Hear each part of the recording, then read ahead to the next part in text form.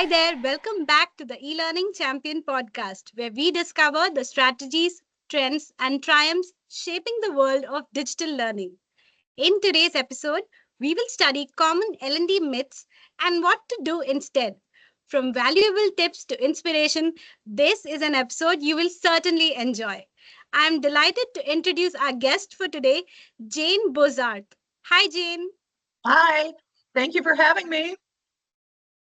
Jane is the Director of Research for the Learning Guild, a veteran classroom trainer, e-learning instructional designer, facilitator, and learning program manager. In her previous job role as the leader of the state of North Carolina's award-winning e-learning program, Jane specialized in finding low-cost ways of providing online training solutions while leveraging informal, social, and community-based learning opportunities.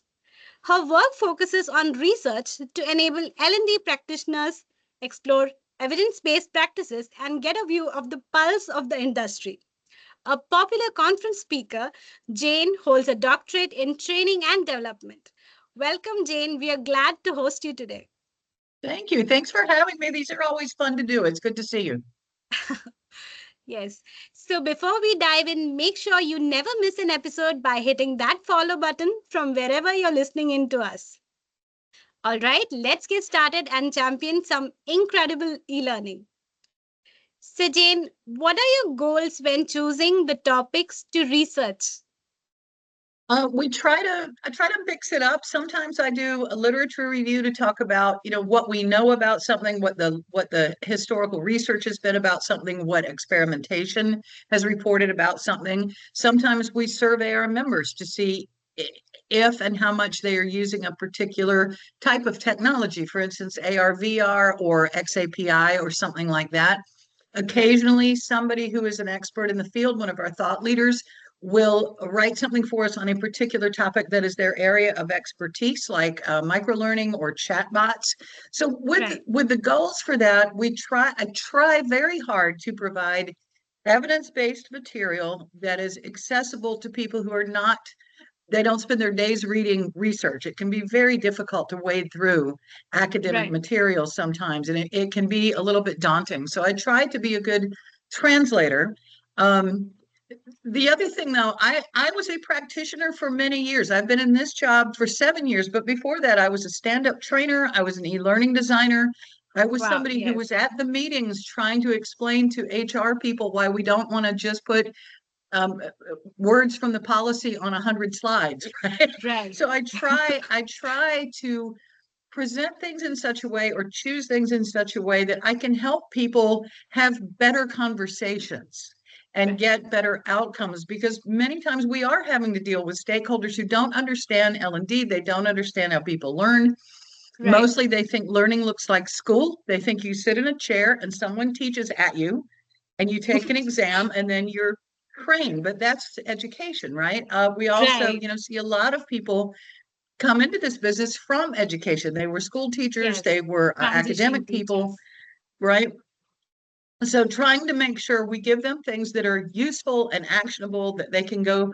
My favorite thing is when someone tells me I was able to print that out and I took it to a meeting. I took it to a meeting and I showed management, this is what people really do. This is what really accomplished. This is what doesn't get results. I love when that happens. And I have it happen pretty often.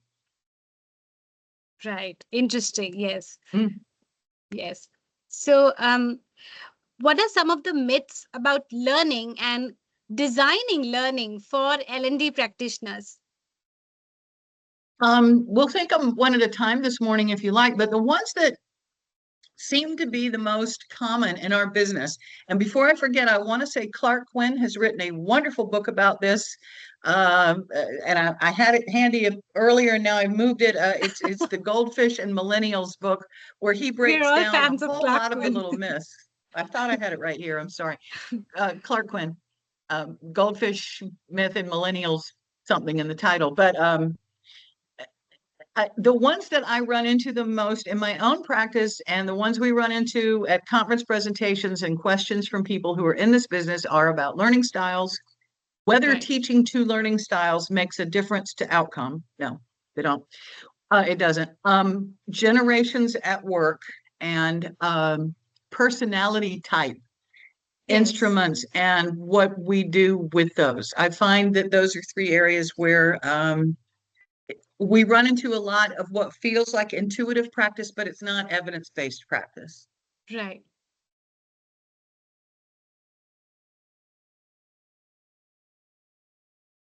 Right. So, um, let's start with learning styles. What does your Okay. research say?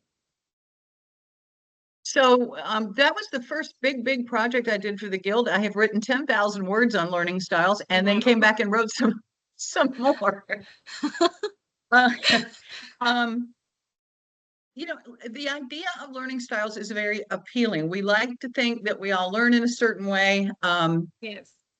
Schools like to tell parents that we tailor instruction to your child, we meet your child's unique needs, and that kind of thing. It's a very appealing idea. And let me just say this because I'll get in trouble otherwise. I am not saying people don't have preferences. You Right. may very well prefer a video over a podcast. You may prefer a podcast over reading something. That's fine. It doesn't mean you learn better that way. Right. And there is nothing in the research that shows that teaching to that preference makes any kind of difference to outcome. In fact, it can hurt it. But Right. the important thing I think with learning styles is to remember you don't learn to swim by reading a book about swimming. You don't learn to play a piano by watching videos of people playing pianos. You may pick up some technique or something, but you have to do those things. You need to tailor the instruction to the Right. content, to what you're trying to teach. It's like saying we should do an anatomy book with no pictures because people are auditory. That makes no, that makes no sense, right? So, Yes.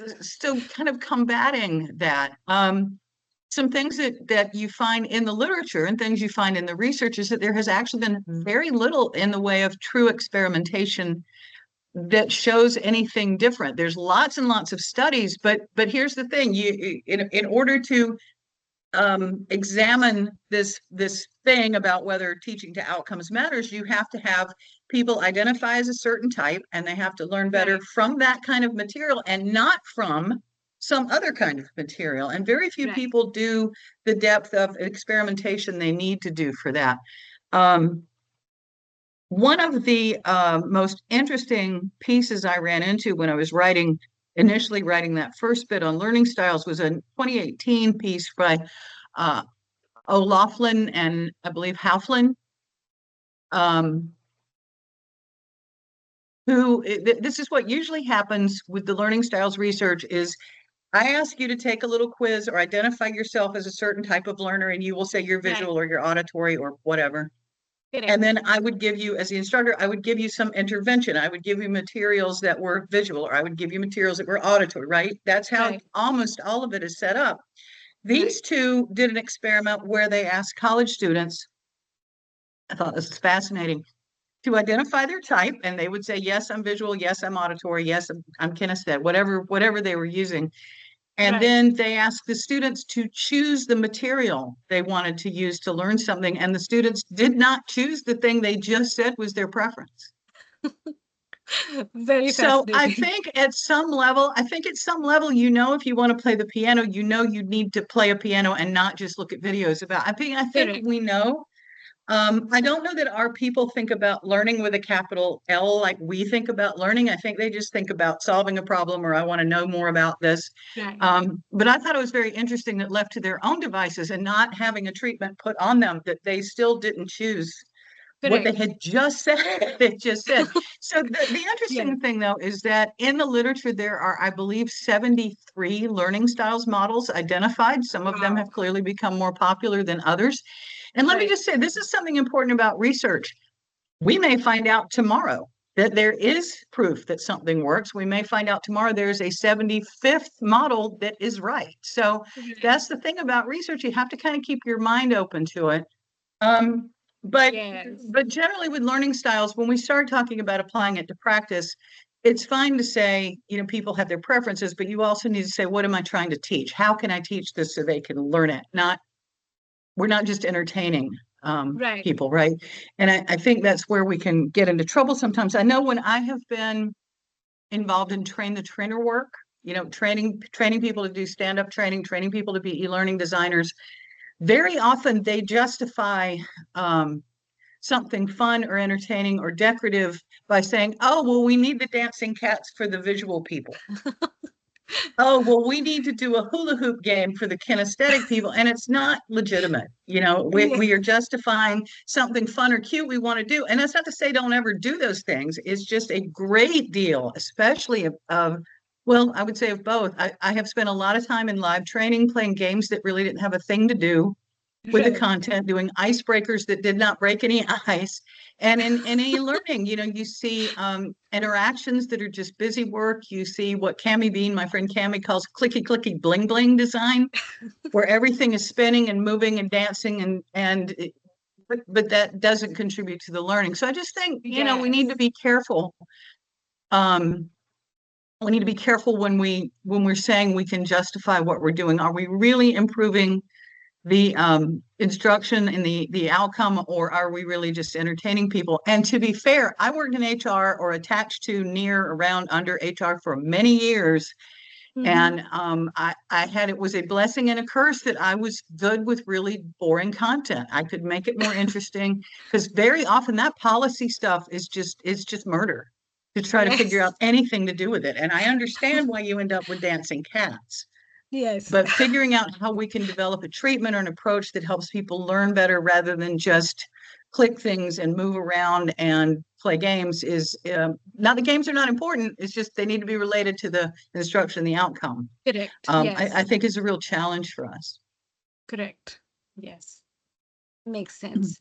So the idea of categorizing people by type is really appealing. Where else have you seen this in play? Yeah, we love to put people in boxes, and my favorite example of this is astrology. We like to put people into boxes and name those boxes, and then we understand people and we can predict people and we can label people, and life becomes much easier. And I understand the inclination. I understand why people want to do that. It does make it easier. I think particularly when you can sit a terrified new manager down and say, okay, you've got 14 people and Jane is this way and Sharon is that way. And it makes it convenient, but it doesn't mean it's very right. And I will go back to the thing about the learning styles. I think we have all probably either in our own lives or known friends who have seen a child get mislabeled or a child get stuck with a label that works against them, or there's actually some talk in the field that the whole idea of kinesthetic learning came from the fact that some kids are just very athletic and maybe they're not terribly book oriented and this was a way to appease the parents. But the other thing, before I forget this, I'm sorry, I'm getting way out of order, but one of the things that happens with learning styles is that it's a way to excuse the learner from learning. For instance, the parents can say, oh, he didn't do well on that test because you didn't teach it right. He didn't do well on that test because he's auditory and you made him read, right? So it takes the onus off of the learner, and I don't think we should be doing that either. Anyway, back to why we like to categorize people. It's very easy. It's very convenient. It sort of distills our problems down to simple solutions. And again, very often it puts the burden on that human. It's not your fault you're this way. You're just this type.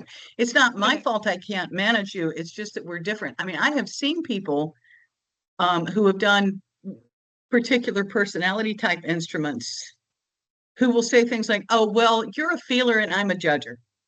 And that doesn't make the relationship better. I mean, it doesn't make it all right. It's very dismissive. And I think it become very contentious when there's an employee-employer relationship there, or supervisory.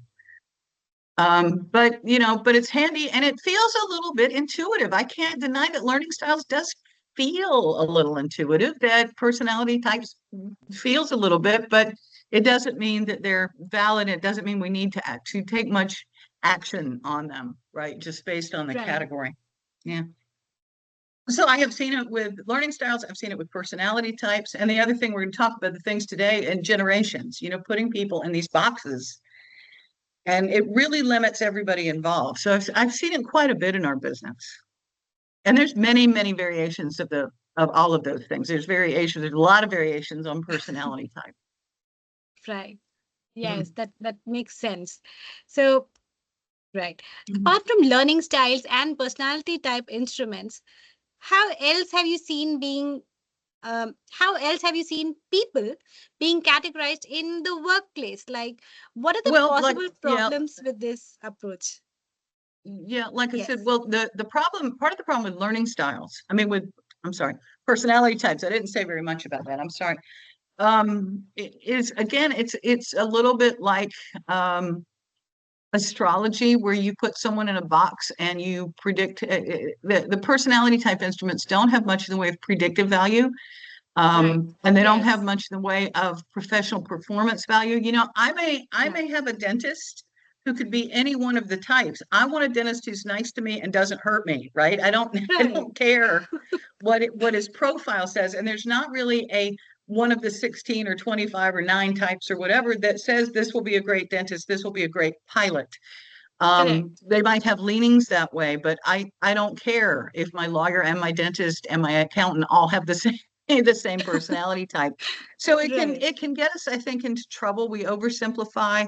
Um, we oversimplify people and we make too many generalizations. So the fact that those have very little in the way of predictive value or construct validity is I think a problem. Now, I will say before we move on, a lot of people are not aware. I was probably going to say this later, but it's some of these personality type instruments are huge industries on their own. There's nothing wrong with you having a product that's popular that makes money, but I think you need to Right. be aware of how much um, commercialization is behind some of these products, and the overwhelming amount of advertising and free Right. samples and all the levels of certification and stuff. Very few people are aware of a personality type indicator called the 5-factor model. Okay. It is the acronym for it is OCEAN, also canoe because of the spelling, and it's openness, conscientiousness. I can't remember all 5 of them right now. It's too early here. But it actually does track a little bit to job performance, to job stability, impulsiveness, stick-to-itiveness. It does tie a little bit to job performance and to workplace application. Very Right. few people have heard of it because it's free. It is an open source product. It doesn't have all the advertising money behind it. You can go Google it right now. You don't have to go Wow. anywhere to be certified. And take a look at it. I have no objection to the idea of a personality type thing as a parlor game or as a team Right. building retreat. I think it's when Correct. it gets out of hand, right? It gets out of Yes. hand. And again, you have people literally saying, oh, well, you're a judge or you wouldn't know how to do this. That kind of thing. Yes. The Yes. third thing that I see people getting categorized though is generations. And I don't know how it's different in your country versus mine. Right. It Um, is evident, very. As it well, when here was the thing, when I set out to research that, I really do. I know I sound like I have too many opinions, but I really do try to have an open mind when I approach these things. And I almost always get surprised by some things that I find, and we can talk about that too. Right. Um, but I I thought I would find mountains of data because, again, I was connected to HR for so long. I thought there would be lots of data about lawsuits related to generational conflict, grievances in workplaces caused by problems across the generations. I found almost nothing. Oh, I think it's a very popular topic. People like to talk about it in the right. literature. Some people refer to it as as a topic invented by consultants, Right. that there's not really any there. So in the United States, a lot of for one thing, we have a very hard time defining the word generation. In the Right. United States, they talk about these watershed moments, which for us were the Shuttle Challenger explosion, 9/11, the Right. Kennedy assassination. People sort of timestamp themselves by some of those Right. things. And I don't know what's different where maybe you are. But do they do Right. that there too? They find these historical moments.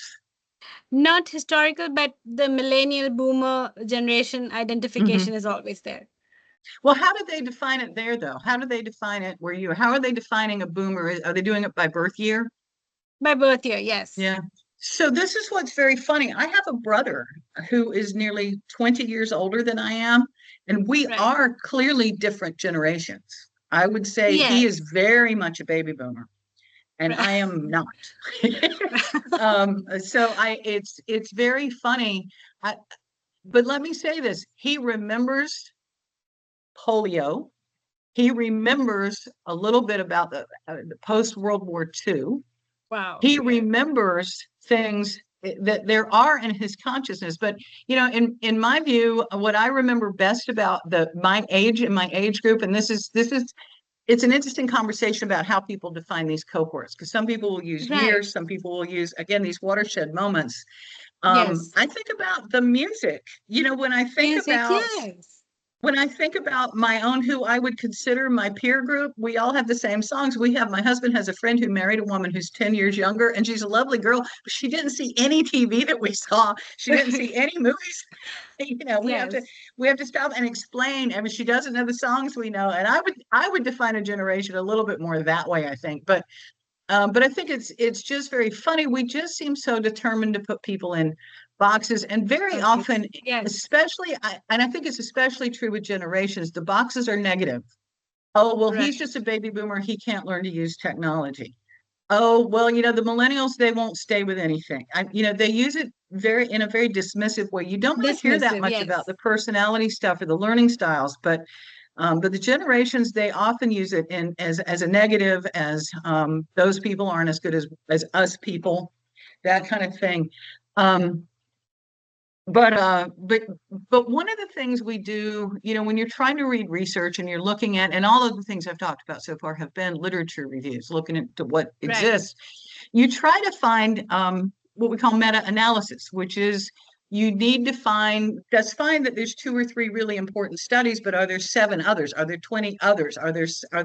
Is there corroboration across a number of other researchers? And one of the problems you have with all of the things we're talking about, generations is one in particular, is it's very hard to find people who have studied the same thing, the same trait or the same Right. characteristic. For instance, if you go look at the research on generations, there are studies on everything from the likelihood that they'll smoke, to their likelihood of car crashes, to whether they're going to stay with a job, to whether they're going to retire from a job.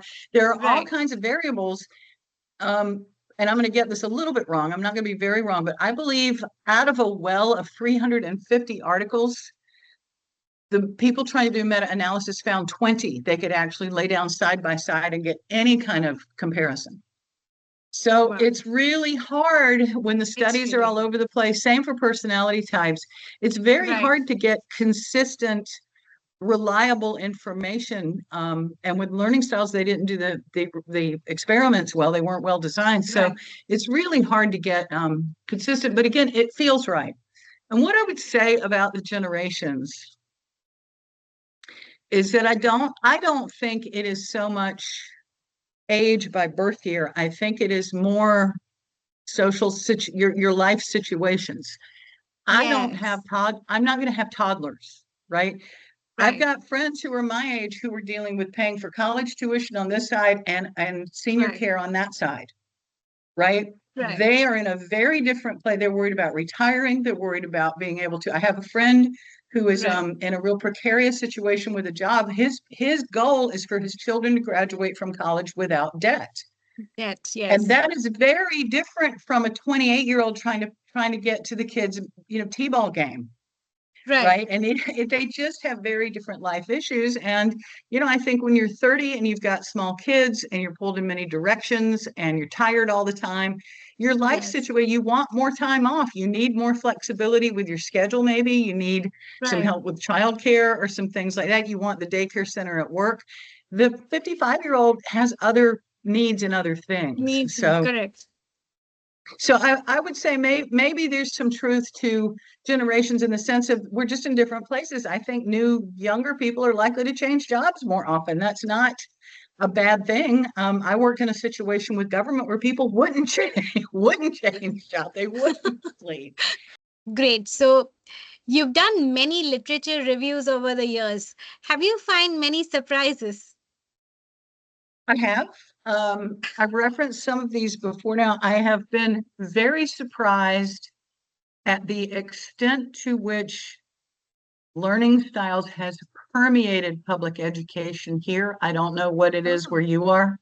It is ingrained in the furniture, in the pencils, in the chalk, in the you see people, new college graduates, they come out talking about learning styles. It is like a friend of mine says, we're going to have like killing a vampire. We're going to have to put a stake through its heart. It seems very intuitive. It seems like it makes sense. We have seen research time and time again tell us it does not matter to outcomes. It is right, very, very hard to overcome the depth at which it has permeated public education. And to be right. fair about this, back to my point about how much money some of these industries have invested in them. When you are a third grade teacher, you're teaching 8-year-olds and you're busy all day, you get 2 days of professional development a year. And what they offer you is learning styles one day and how to do PowerPoint on the other. You're inundated with offers for free learning styles quizzes, free learning style certification, free experimentation, free materials based on learning styles. I can't blame a busy teacher for not keeping up, Right. right, Yes. with what they're hit with. I mean, that's my job, is to help sort of Right. translate this stuff. Um, but uh, but one of the things that I found that I think is encouraging in terms of a surprise is that many teachers will tell you that yes, they believe in learning styles, yes, they believe teaching to learning styles works, but then they admit they don't do it. They will admit, they're Yeah. like, oh well, I don't really tailor everything to everything. I don't really stop and make this okay for the auditory. So they believe it, but then it's not. They're not practicing it. So that's a good thing. That's a good thing. The same thing I would say is true for the personality type thing. It's the money. Some of these organizations make millions and millions of dollars a year Right. selling these instruments. Many of them are set up. We used to call this a pyramid scheme. Now we call it multi-level marketing, where Yes. you've got somebody that's a facilitator who can deliver it, and then they have to go to a certification, and then there's a master certification, and all of that costs somebody money. Um, Yes. some of it is a little bit cult-like, Right. in the sense of people are very devoted to their particular instrument, and there's a bunch of them. I mean, there's two or three that are really well known, but there's a bunch of them. They're very devoted to it. They won't listen to any pushback on it. They will argue it till the cows come home, and it's fine to believe in the thing you have, but not when the research is saying it's not really very valid, and there's no predictive value, and there's not any construct validity. And that you could take that instrument every Tuesday for a year and come out with a different result every time. The other thing about some of them, and I guess I didn't realize until I looked at so many, most of them have a forced choice. Like you are either merciful or kind, or you are either judgmental or emotional. There's either or, and very few of us are Right. really either or. It Yes. depends, right? It depends. Absolutely. And again, that's another reason I like the 5-factor model, because you're scored on a continuum, on a across like a Likert scale, and not just either Right. or. Um, so I've been a little surprised at how consistently bad some of the instruments are, the amount of money invested in them. I was very surprised when I started digging into generations that really there is no consensus as to what a generation is. There are some people who will Correct. argue that if you're born in 1946, you were this thing, and if you're born in 1947 and 3 months, you're this other thing. Right. That's so situational. Again, I have a brother who's much older. My parents were also much older. I would argue that Right. we had different parents because Right. of the difference in our age. He had a father who was a workaholic military officer, and I had the same man who was a father who was retired when I Right. was like 12 or something, and drove me to school every day. We had very different experiences just based on our Yes. lives, not so much on what year we were born. We were born. Let's see what Yes. some other surprises that we've had. I am always surprised in our research at the number of times we survey our people. This is leaving some of the stuff we've talked about already, and they tell me they don't know. Um, how are you tying outcomes to your training? I don't know. Right. Are you gathering data to show that the training you're doing with the VR headsets is having an outcome on performance at work? I don't know. How are you using the data from your LMS? I don't know. I'm always a little surprised. I remember one time at my own office, and I'm not all that great. I was just working on, we had a governor who suddenly was very hot for safety stuff. And I called our safety office and just asked about some correlation between some training and whether we had reduced accidents. And Right. somebody in the office said nobody had ever asked them that. Oh, And I thought that was interesting. So I think that sometimes what I find especially interesting is, for instance, we surveyed some years back, we haven't done it recently, on people, employees using social media at work and trying to use social media for training. And people would tell us our employees don't like social media. They don't want to use social media. They aren't interested in right. that. And we would say, well, what tools do they use? And they would say, we don't know. Right. I'm like, how can you tell me you don't know what they use and they hate them at the same time? Because we would, Yeah. we would find out half the people at work were using Facebook or whatever, Yes. LinkedIn or whatever. So yeah, I'm always a little surprised. It's one of the reasons I do truly try to keep an open mind, because I just never know what I'm going to find. And like I say, we may find out Absolutely. tomorrow. We may find out tomorrow there is something new out there. We have to Yes. be available for that. AI may teach us something we don't know about yet. Right. Absolutely. AI may teach us a lot of things. Yes. So, Yeah. wow. You offered several examples of myths that remain popular despite what the research says. So, what suggestions do you have for designers wanting to avoid traps and have better conversations with their stakeholders who often subscribe to these ideas? Yeah, I think in particular, I think learning styles is the one that we have to deal with the most at work. Again, Right. we have a lot of people that we interact with, the stakeholders and the managers and the HR type folks who are all white collar college graduates, fairly well Right. educated, or generally fairly well educated people who do believe that learning should look like school, that you sit there and you Right. read something and you take a test and then you can do it. Do When it. we know Yes. that's not really true for skills generally so Right. much, maybe knowledge, but maybe not so much skills. So I think the first thing is to, despite how I may have sounded today, there is no point in arm wrestling with people. Kathy Moore is one of my favorite people in our business. She's Yes. retired recently. I don't know if you know Kathy. She developed the action Yes. mapping learning, and she wrote a lot about this back in the day. And she said you can't argue with somebody who believes they're operating from a position of moral superiority. If they Right. believe I am helping this child will learn better, I have to do this visually for this child. You can't just fight about fight about that. And Correct. I think a lot of times we are in conversations with our stakeholders where it does kind of turn into just arm wrestling. She said, Yes. look again at um, what it is you're trying to teach. Try to refocus people back on the actual skill, right? And not just argue we should or shouldn't have video for this or that. The universal design principles, which I've written a lot about the last year or two, tells you really should probably have multiple representations of things. That maybe Right. people don't always choose the thing that's best for them, but that different people do respond better to different things. I don't know what the correlation is to learning right now, um, but there is that. But I also think you have to be very careful as a designer not to fall into the trap I said earlier about just doing things because they're fun for you or entertaining for you, Right. or you find your content is boring and, and you're just trying to dress it up somehow. I think that's what gets us in trouble. But one of the things Kathy recommends is looking at where you can make compromises. For instance, and I have dealt with this for years, you may have someone who says, well, we need to narrate every word, which, is problematic for a lot of us. You've got people reading and Right. listening at different speeds. You've got competing Right. channels. I mean, Mayer wrote about this.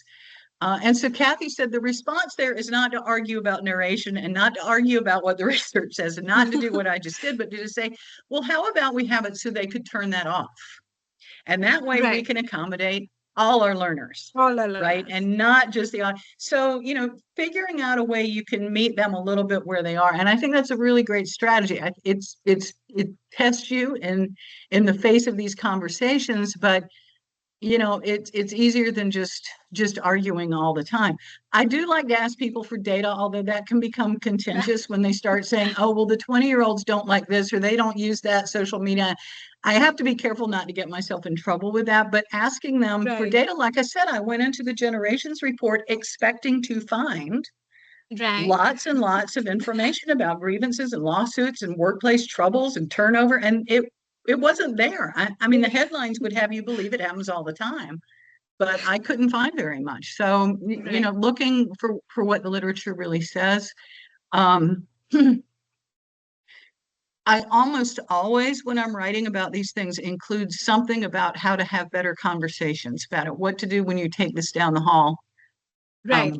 what data you need available for your boss. The other day, somebody asked me about a particular authoring tool that I hadn't even heard of in years. Right. I don't know if their brother-in-law owns the company. I don't know. But the boss clearly wanted them to buy a tool nobody else in the world uses, that's not going to run on some of the systems, that is not going to serve their designers well to learn. We all know what 2 or 3 tools designers do need to learn now, and this was not one of them. Right. And I happen to have the data that said even 5 years ago, fewer than 5% of our respondents were using that tool.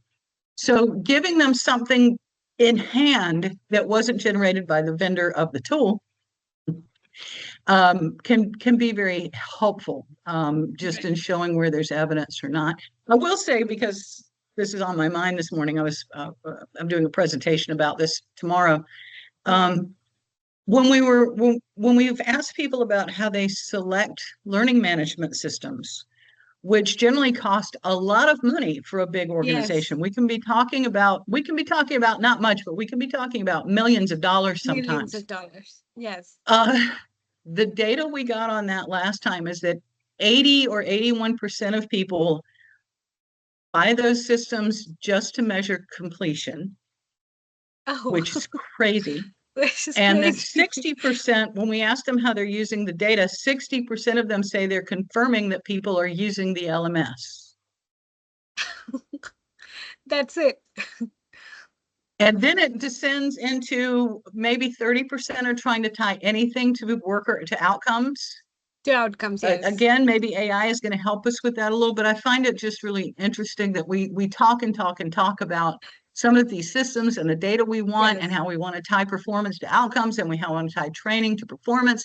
And then when we ask about it, they're doing very, very little in that regard. And I don't mean to Right. insult them. That's not their job. Their Right. job is to build courses, and they should have somebody helping them with the Right. data. But um, one of the most interesting things somebody said one day, she said, management doesn't seem to know what to do with that data when we give it to them. Then- Yes. Yes. That's a common pain point.